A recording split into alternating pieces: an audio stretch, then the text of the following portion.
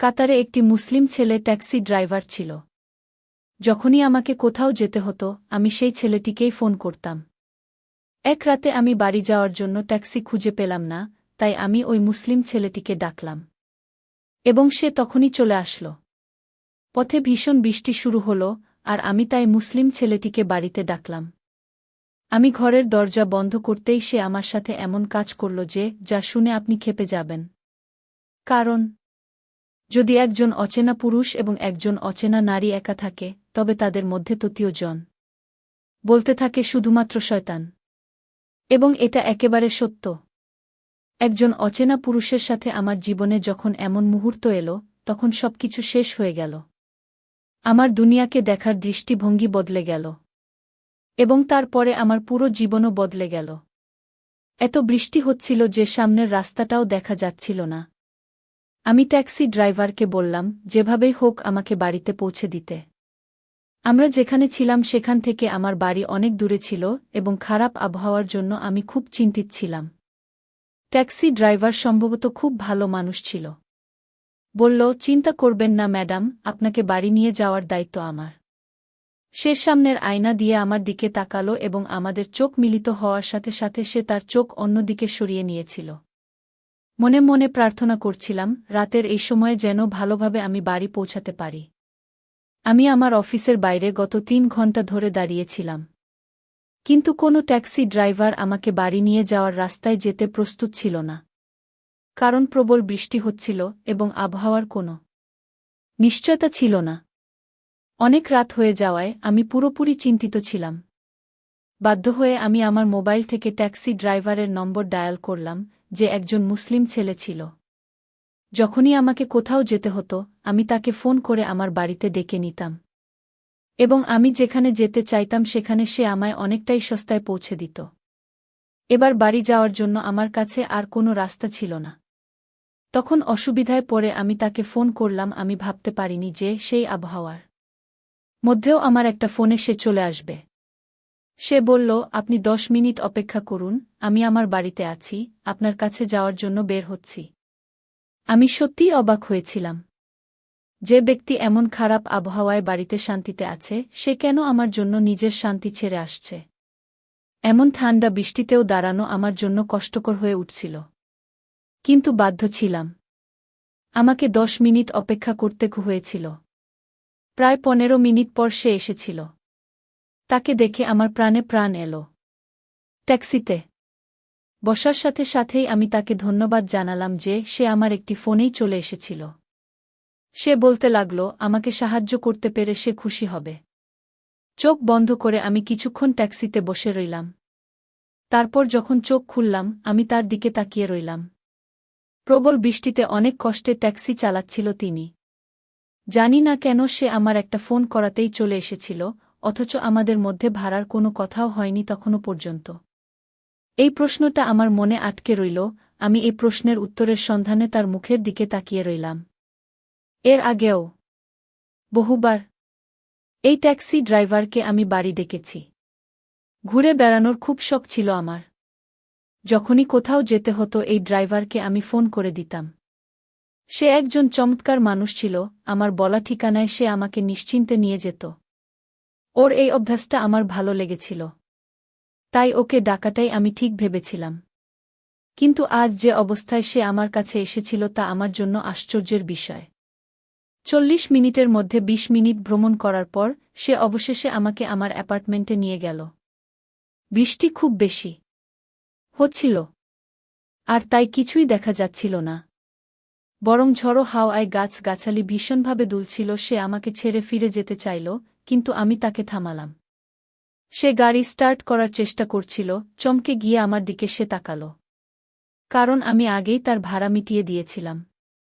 আমি মুচকি হেসে বললাম যে এত বৃষ্টি হচ্ছে এবং হয়তো তোমার গাড়িও স্টার্ট হচ্ছে না, তাই আজ রাতে তুমি আমার বাড়িতে থাকো। সে আমার দিকে মাথা থেকে পা পর্যন্ত খুব অদ্ভুত চোখে দেখল এবং হঠাৎ এমন প্রশ্ন করল যা আমি মোটেও আশা করিনি। সে জিজ্ঞেস করল, আপনার বাড়িতে আর কে থাকে? আমি তার প্রশ্নে তার দিকে তীক্ষ্ণ দৃষ্টিতে তাকালাম। আমি আমার বাড়িতে একা থাকতাম। এটি ছিল এক কামরার ছোট ভাড়া ঘর। আমি তাকে বললাম, তুমি নিশ্চিন্তে এসো। তোমার কোনো সমস্যা হবে না। আমার দিকে তাকিয়ে সে কি ভাবতে লাগল জানি না। সে তার গাড়ি বন্ধ করে নিচে নেমে আমার পিছু নিল। আমার ঘর ছিল 15 তলায়। দুজনে লিফটে উঠে সোজা ঘরে চলে এলাম। ঘরে এসে আমি তাকে বসার জন্য একটি চেয়ার দিলাম এবং দরজা বন্ধ করে হিটারটি চালু করলাম। ঘরটা ছোট, তাই খুব তাড়াতাড়ি গরম হয়ে গেল। বৃষ্টিতে আমার জামাকাপড় সম্পূর্ণ ভিজে যায় এবং আমি ঠান্ডা অনুভব করছিলাম। সেই মুসলিম ছেলেটি মাথা নিচু করে বসেছিল, যেন গভীর চিন্তায় মগ্ন। তারপর হঠাৎ আমাদের দুজনের মধ্যে এমন কিছু ঘটল যা আপনি শুনে কেঁপে উঠবেন। সে আমার সাথে 2.5 ঘন্টা ঘরে ছিল এবং তারপরে আমার গায়ে চাদর দিয়ে সে ঘর থেকে বেরিয়ে যায়। কিন্তু এই 2.5 ঘন্টা আমার পুরো জীবন বদলে দিয়েছিল। আমি বিছানায় শুয়ে কাঁদছিলাম, কারণ যা হয়েছে তা সম্পূর্ণ ভুল। আর সেই কারণেই আমি ভেঙে পড়েছিলাম। আমার জামাকাপড় খাটের নিচে পড়েছিল। আমি একটি চাদরে আবৃত ছিলাম এবং নিজের সবকিছু হারিয়ে ফেলেছিলাম। এভাবেই কাঁদতে কাঁদতে সকাল হয়ে গেল, কিন্তু বৃষ্টি একইভাবে হচ্ছিল। জানালার দিকে তাকিয়ে আমার অতীতের কথা মনে পড়তে লাগল, যেটা খুব কঠিন ছিল। পিছনের সেই রাত সব তছনছ করে দিয়েছিল আমার। আমার নাম শিলা এবং আমি হাওড়ার বাসিন্দা ছিলাম। আমি খুব সুন্দর, আর আমি আমার সৌন্দর্যে খুব গর্বিত ছিলাম। আমি আমার বাবা মায়ের একমাত্র মেয়ে ছিলাম, অর্থেরও অভাব ছিল না। এবং এটিও আমাকে গর্বিত করত। আমার বয়স তখন মাত্র 15.5 বা 16 বছর এবং আমি 9ম শ্রেণীতে পড়ি। তখন আমি আমার ক্লাসের এক মুসলিম ছেলের প্রেমে পড়ে যাই। সে খুব ভালো ছেলে ছিল, সেরা বক্তা। সবাইকে সাহায্য করত সে। ক্লাসের অন্য মেয়েদের মতো সেও আমার সাথে খুব ভালো ব্যবহার করত, আর কখনো হিন্দু মুসলমান এর ভেদাভেদ করত না। আস্তে আস্তে আমি তার প্রেমে পড়তে লাগলাম। তারপর একদিন তার কাছে আমার ভালোবাসা প্রকাশ করলাম। আমার কথা শুনে তার মুখে একটু হাসি ফুটে উঠল। আর শুরু হলো আমাদের প্রেমের সম্পর্ক। এভাবেই দিনগুলো মাসে পরিণত হতে থাকল, আর আমরা ভালোবাসার নামে একে অপরের ইচ্ছা পূরণ করতে লাগলাম। 16 বছর বয়সে আমি সেলিম কাছে সবকিছু হারিয়েছিলাম। এবং সেলিমের আমাকে প্রতিশ্রুতি দিয়েছিল যে সে আমার জন্য দুনিয়ার সাথেও লড়াই করবে, কিন্তু আমাকে কখনো একা ছেড়ে যাবে না।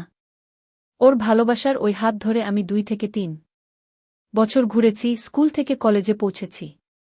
চলতে থাকে এভাবেই গোপন প্রেম, কখনো হোটেলে কখনো পার্কে।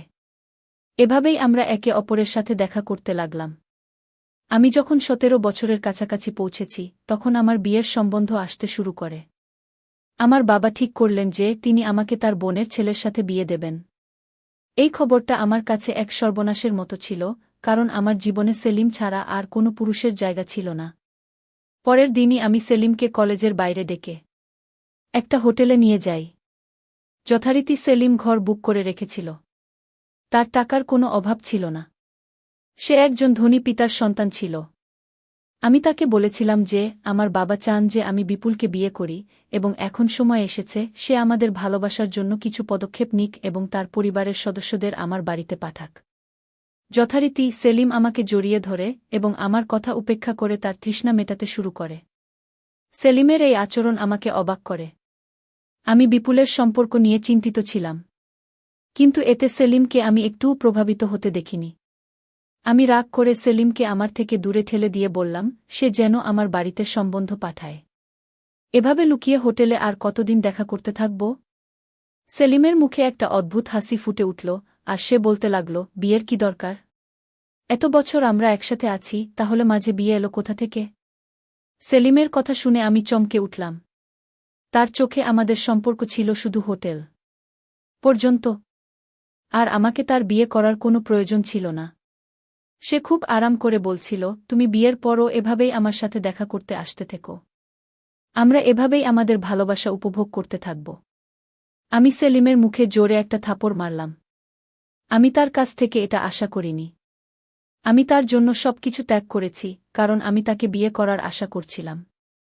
কিন্তু সে খুব বাজে লোক বের হল। আমি তাকে থাপড় মারার সাথে সাথে সে রেগে গিয়ে আমাকে 2 হাতে ধরে ঝাঁকিয়ে বলল যে তার কাছে আমার অনেক ভিডিও আছে, আর আমি তার কথা না শুনলে সে আমার বাচ্চা দায় করে দেবে। সে পকেট থেকে মোবাইল বের করে আমাকে ভিডিওগুলো দেখাতে লাগল। নিজের ইচ্ছায় আমি যেন তার হাতের খেলনা হয়ে উঠেছিলাম। আমি ভাবতে পারিনি যে সে দেখা করার সময় প্রতিবার আমায় নিয়ে ভিডিও করেছে, যার মাধ্যমে সে সারা জীবন আমার সঙ্গে এভাবেই কাটাতে চাইবে। আমি কিছু বুঝতে না পেরে হোটেল থেকে দৌড়ে বেরিয়ে এলাম, কোনোরকমে কাঁদতে বাড়ি পৌঁছলাম। আমার হুঁশ ছিল না। আমার অবস্থা দেখে আমার পরিবারের সদস্যরা ভয় পেয়ে যায়, কিন্তু তাদের বলার মতো কিছু ছিল না আমার। 3 দিন আমি আমার ঘরে নিজেকে বন্ধ রেখেছিলাম, কিন্তু ওই 3 দিনে সেলিম ফোন করে আমার বাঁচা দায় করে দিল। বারবার সে আমায় দেখা করতে বলছিল। আমি ভালো করেই জানতাম কেন সে আমাকে তার সাথে দেখা করতে ডাকছিল। এখন আমি শুধু তার জন্য হয়ে উঠেছিলাম যেন একটা পানীয়, যার মাধ্যমে সে তার তৃষ্ণা নিবারণ করতে চাইত। আমি আমার বাবার পায়ের কাছে বসে বললাম, আমি আর ভারতে থাকতে চাই না। তার উচিত আমাকে অন্য কোথাও পাঠানো। বাবা জানতে চাইল আমার কি হয়েছে, যে হঠাৎ আমি এমন হয়ে গেছি। আমি একটা কথাও বললাম না। তার খুব পীড়াপিড়িতে আমি তাকে একটি মিথ্যা গল্প বললাম যে আমি পথে একজনকে খুন হতে দেখেছি, আর খুনিরা আমার কাছে পৌঁছালে আমাকেও মেরে ফেলবে। এই জিনিসটি এখানে খুব সাধারণ ছিল। তাই আমার বাবা খুব ভয় পায় যে ওরা আমার কোনো ক্ষতি করতেও পারেন, এবং তিনি রাতারাতি আমার কাতার যাওয়ার ব্যবস্থা করেছিলেন। বাবার এক বন্ধু কাতারে থাকত, আর বাবা আমাকে কাতারে তার কাছে পাঠাবে। আর আমি সেলিমের খপ্পর থেকে চিরতরে বেরিয়ে আসতে চেয়েছিলাম। কিন্তু সেলিমের দেওয়া ক্ষত এখনও আমার হৃদয়ে রয়ে গেছে, কারণ আমি তাকে সত্যিই ভালোবাসতাম এবং সে আমাকে পুরোপুরি ব্যবহার করেছিল। আমি চাকরির সন্ধানে কাতারে এসেছিলাম, তাই তাড়াতাড়ি চাকরি পেয়ে গেলাম। আমি একটি ঘর ভাড়া নিলাম এবং আমার নতুন জীবন শুরু করলাম। কিন্তু মুসলমানদের বিরুদ্ধে বিদ্বেষ আমার হৃদয়ে বসতি স্থাপন করল। সেলিমের মনোভাব আমাকে সারা বিশ্ব থেকে বিচ্ছিন্ন করে দিয়েছিল। কাতারে আমার খুব ভালো চাকরি ছিল এবং আমি ভালোভাবেই বসবাস করছিলাম। কাতারে আমার করার মতো কিছু ছিল না, তাই আমি ট্যাক্সিতে বসে কাতার ঘুরে বেড়াতাম। একদিন ঠিক এমনি এক ট্যাক্সি ড্রাইভারের সাথে দেখা হল, যে মুসলিম ছেলে ছিল। আমি যখন প্রথমবার তার ক্যাবে বসেছিলাম, সে আমার দিকে একবারও তাকায়নি। আমি খুব সুন্দর ছিলাম, কাতারে আসার পর অনেক আধুনিক হয়ে গিয়েছিলাম।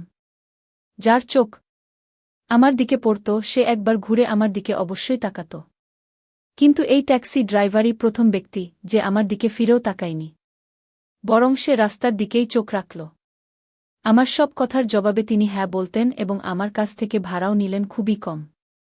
আমার তাকে খুব সদয় মনে হয়, তাই আমি তার ফোন নম্বর চেয়েছিলাম, যাতে যখনই আমাকে কোথাও যেতে হয় আমি সহজেই তাকে ফোন করতে পারি। সে আমাকে বিনা দ্বিধায় তার নাম্বার দিল। সেদিনের পর থেকে যখনই কোথাও যেতে হতো আমি তাকে ফোন করতাম এবং সে সোজা আমার রুমে চলে আসত। আমি তার সাথে অনেকবার কথা বলার চেষ্টা করেছি, কিন্তু সে খুব কমই কথা বলেছে। তার নাম মিজান এবং সে কাতারে ট্যাক্সি ড্রাইভার হিসেবে কাজ করছিলেন 4.5 বছর ধরে। তিনিও আমার মতো এখানে একা থাকতেন এবং তার পরিবারের সকল সদস্য ভারতে ছিলেন। আমার থেকে তার দৃষ্টি সরিয়ে রাখা এবং এভাবে চুপ থাকা আমার কাছে বিস্ময়ের বিষয়। কিন্তু আমি নিশ্চিত ছিলাম যে তিনি একজন ধার্মিক মানুষ। তাই অফিসের বাইরে যেদিন বৃষ্টিতে আমি আটকে গেলাম, বিনা দ্বিধায় তাকে ফোন করলাম। আমি নিজেও জানতাম না এরপর ঠিক কী ঘটতে যাচ্ছে। বৃষ্টির কারণে ওকে আমার রুমে নিয়ে এসেছি। আর যখন ভাবছিলাম বৃষ্টিতে ভিজে কাপড় পাল্টাতে যাব, তখন আমার চোখ পড়ে সেই ট্যাক্সি ড্রাইভারের দিকে। সে তার চিন্তায় মগ্ন। ওকে দেখে হঠাৎ সেলিমের কথা আমার মাথায় এলো। তার বিশ্বাসঘাতকতা এবং আমার সাথে করা তার অন্যায়গুলো আমার মনে ঘুরপাক খেতে থাকে। মুসলমানদের প্রতি বিদ্বেষের যে বীজ সেলিম আমার হৃদয়ে বপন করেছিল তা আজ শক্ত গাছে পরিণত হয়েছে। আমি ভেবেছিলাম এই মুসলিম ছেলের কাছ থেকে সেলিমের প্রতিশোধ নেব আমি কি করছিলাম তাও জানতাম না, কিন্তু আমি শুধু আমার ভেতরের ঘৃণার আগুন নেভাতে চেয়েছিলাম। মিজান সুদর্শন ছেলে ছিল। তাকে দেখলে যে কোনো মেয়ের মন অসৎ হতে পারে, কিন্তু আমি আবার কোনো মুসলিম ছেলের কাছে প্রতারিত হতে চাইনি। তাই আমি তাকে আমার টার্গেট করার কথা ভেবেছিলাম। আমি নিজেই আমার জামা কাপড় ছিঁড়ে ফেললাম এবং সিরাজকে আমার দিকে মনোযোগ দেওয়ার চেষ্টা করলাম। আমি চেয়েছিলাম যে একবার সে আমার দিকে মন দেবে আর আমি চিৎকার করে আশেপাশের লোকেদের ডাকব। সে নির্দোষ ছিল, কিন্তু এই মুহূর্তে তার মুখে শুধু সেলিমের মুখ দেখতে পাচ্ছিলাম। মিজানের চোখ আমার দিকে পড়তেই সে জ্ঞান হারিয়ে ফেলে। মিজান ভাবতেও পারেনি যে আমি এভাবে ওর সামনে নিজেকে তুলে ধরব। সে ঘাবড়ে গিয়ে চোখ নামিয়ে রেগে বলল, ম্যাডাম, এটা ভুল। আর আপনি এমন কোনো কাজ করবেন না যাতে আমার সম্মান বিপদে পড়ে। এখন আপনি আমাকে এখান থেকে যেতে দিলে ভালো হয়। মিজানের কথায় আমার হুঁশ উড়ে গেল। সে কেমন মানুষ, যার সামনে একটা সুন্দরী ও তরুণী এভাবে দাঁড়িয়ে আছে, আর সে তার বিশ্বাসের কথা বলছে। আমি মিজানকে একবার আমার দিকে তাকাতে বললাম। আমি নিশ্চিত ছিলাম যে সে চোখের পলক ফেলতে ভুলে যাবে। তিনি বলতে লাগলেন, একজন অচেনা নারীকে এভাবে দেখা তার চোখে অপরাধ। আর সে কোনো অবস্থাতেই এত বড় অপরাধ করতে চায় না। আমি প্রেমের ভান করতে লাগলাম, কারণ সেলিম আমাকেও এই ফাঁদে ফেলেছে। আমিও ভালোবাসার নামে সব ভুলে গিয়ে নিজের শরীরের চুক্তি করে বসেছিলাম। এখন আমি মিজানের সাথে একই খেলা খেলতে চেয়েছিলাম। কিন্তু সেই মুহূর্তে আমার হুঁশ উড়ে গেল, যখন মিজান বলল, আমি যদি তার সঙ্গে থাকতে চাই, সে তবে আমাকে বিয়ে করতে রাজি। কিন্তু বিয়ে না করা অবস্থায় সে আমার সঙ্গে কোনো অপরাধ করতে পারে না। মিজানের মুখ থেকে বিয়ের শব্দটা শুনে আমি চমকে উঠলাম। আমি বিনা সম্পর্কে তার কাছে আমার সবকিছু সমর্পণ করতে তার সামনে দাঁড়ালাম। এবং তিনি আমাকে গ্রহণ করার কথা বলছিলেন। যদিও সেলিম এমন কিছু করেনি। তারপর সে সহজেই আমাকে বিয়ের নামে বোকা বানিয়ে পালিয়ে যায়। আমার চোখ থেকে আপনা আপনি জল ঝরতে লাগল। মিজান বলছিলেন যে তিনি এখানে 4.5 বছর ধরে ট্যাক্সি চালান এবং তার উপার্জনও খুব ভালো। আমি যদি তাকে বিয়ে করতে চাই তবে আমাকে আমার ধর্ম পরিবর্তন করতে হবে। আর তখন সে সুখে আমাকে তার ঘরের সম্মান করে নেবে। মিজানের দৃষ্টি তখনও তির্যক, সে আমার দিকে একবারও তাকায়নি। আর এই কথাটাই আমার হৃদয় ভেঙে দিয়েছে। আমি আমার জায়গায় পাথরের মতো দাঁড়িয়ে রইলাম। তারপর মিজান তার জায়গা থেকে উঠে আমার গায়ে চাদর দিয়ে ঘর থেকে বেরিয়ে গেল। যাকে আমি পৃথিবীর সামনে অপমান করতে চেয়েছিলাম, তিনি আমাকে শ্রদ্ধার চাদর দিয়ে ঢেকে চলে গেলেন। আমি শুধু বিছানায় পড়ে রইলাম। তার নিস্তেজ চোখ, তার শান্ত আচরণ, আর আমাকে বিয়ে করে তার ঘরের সম্মান বানাতে চাওয়ার ব্যাপারটা আমার হৃদয়ে এমন একটা জায়গা তৈরি করল যে আমি নিজের চোখেই নেমে গেলাম। হাতের 5টা আঙ্গুল সম্মান নয়, আজ আমি এটা খুব ভালো করেই বুঝলাম। প্রত্যেক মুসলমান এক নয় এবং প্রত্যেক মানুষ খারাপ নয়। সেলিমের মতো খারাপ মানুষ যদি এই পৃথিবীতে থাকে, তাহলে মিজানের মতো ভালো মানুষও এই পৃথিবীরই অংশ। সকালের সূর্যোদয়ের সাথে আমি এক নতুন জীবন শুরু করলাম। জামাকাপড় পাল্টে ঘরের জানালা দিয়ে যেই আমি বাইরে তাকালাম, তারপর আমি প্রায় প্রাণ হারিয়ে ফেললাম।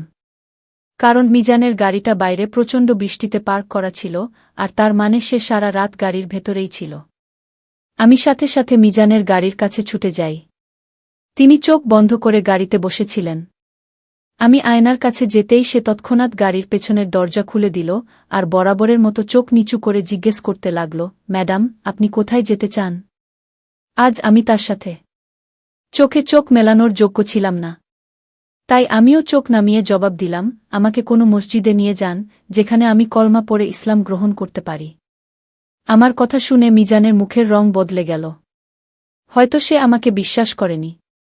আমি তাকে বলেছিলাম, আমি সেই দিনটি জানতে এবং বুঝতে চাই যা তোমাকে এত শক্তিশালী করে তুলেছিল। এত সুন্দর মেয়েকে দেখেও তুমি সরল পথ থেকে বিচ্যুত হওনি, কোনো ভুল পদক্ষেপও নাওনি। জেনেছি যারা দিনের পথে হাঁটে তারা কখনই পাপের পথে চলে না, আর যে মুসলমানরা পাপের পথে চলে নিশ্চয়ই তাদের ঈমান দুর্বল। মিজানের মুখে একটু হাসি ফুটে উঠল। বৃষ্টি শেষ হয়ে গিয়েছিল। একটু চেষ্টার পর মিজানের গাড়ি স্টার্ট দিল। সে তার গাড়ি মসজিদের দিকে ঘুরিয়ে দিল। আমি দ্বীন ইসলামকে ভালোভাবে জেনে কলমা পড়তে চেয়েছিলাম এবং মিজানের মতো একজন ভালো মানুষকে আমার জীবনে অন্তর্ভুক্ত করতে চেয়েছিলাম। কিন্তু তার আগে মিজানকে আমার অতীতের একটা কথা বলতে হবে। কারণ এখন মিথ্যা ও প্রতারণার সুযোগ ছিল না। কখনো আমরা একই স্কেলে সবাইকে ওজন করি এবং মানুষকে সঠিকভাবে বিচার করতে অক্ষম। প্রতিটি মানুষের চরিত্রের মান আলাদা এবং আমাদের একই মান থেকে দেখা উচিত। আমি মিজানকে নিজের সম্পর্কে সব বললাম, আর মিজান কিছু মনে করল না। কারণ তার চোখে কলমা পাঠ করে আমি নতুন জন্ম নিয়েছিলাম। মিজান এবং আমি বিয়ে করে গাঁটছড়া বেঁধেছিলাম এবং আমরা দুজনেই ভালো জীবন শুরু করেছি। সেলিমের বিশ্বাসঘাতকতা দিয়ে শুরু হওয়া এই যাত্রা শেষ হয়েছিল মিজানের বিশ্বাসে। গল্পটি যদি আপনাদের ভালো লেগে থাকে তাহলে লাইক, কমেন্ট, শেয়ার ও সাবস্ক্রাইব করে পাশেই থাকবেন। ধন্যবাদ সবাইকে গল্পটা শোনার জন্য।